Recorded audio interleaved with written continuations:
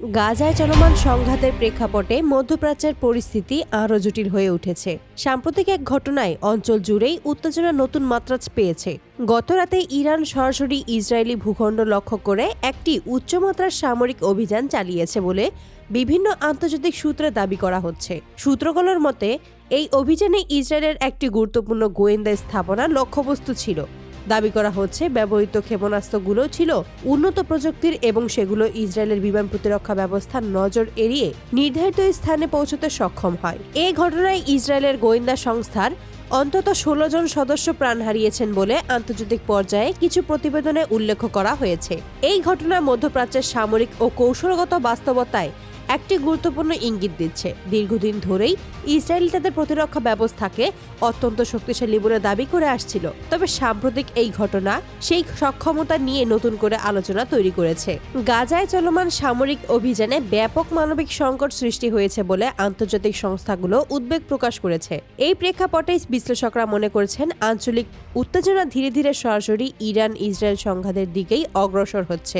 বিশ্বস্ত সূত্র অনুযায়ী ইরান এই অভিযানে কম শনাক্তযোগ্য উন্নত ক্ষেপণাস্ত্র ব্যবহার করেছে। হামলার ফলে শুধু অবকাঠামোগত ক্ষয়ক্ষতিই নয়, গুরুত্বপূর্ণ তথ্য ভাণ্ডারেও ক্ষতি হয়েছে বলে জানা যাচ্ছে।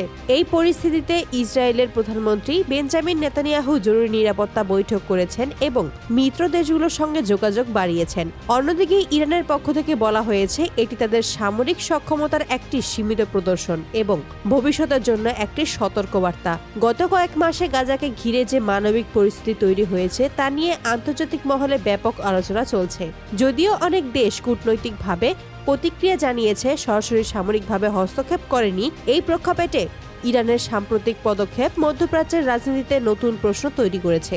এখন সবচেয়ে গুরুত্বপূর্ণ প্রশ্ন হলো পরবর্তী পদক্ষেপ কি হবে। ইসরায়েল কি পাল্টা কোনো সামরিক সিদ্ধান্ত নেবে নাকি কূটনৈতিক পথেই এগোবে? এই সংঘাতে যুক্তরাষ্ট্র ও অন্যান্য শক্তিধর দেশগুলোর ভূমিকা কি হবে? বিশ্লেষকরা মনে করেছেন এই ঘটনাগুলো মধ্যপ্রাচ্যের ভবিষ্যৎ ভূরাজনীতিতে বড় প্রভাব ফেলতে পারে।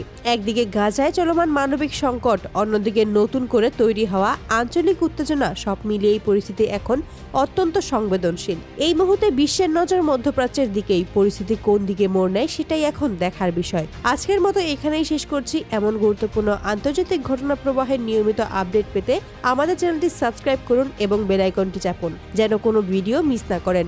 আপনার মতামত কমেন্টে জানাতে ভুলবেন না। সবাই ভালো থাকবেন, সুস্থ থাকুন। আল্লাহ হাফেজ।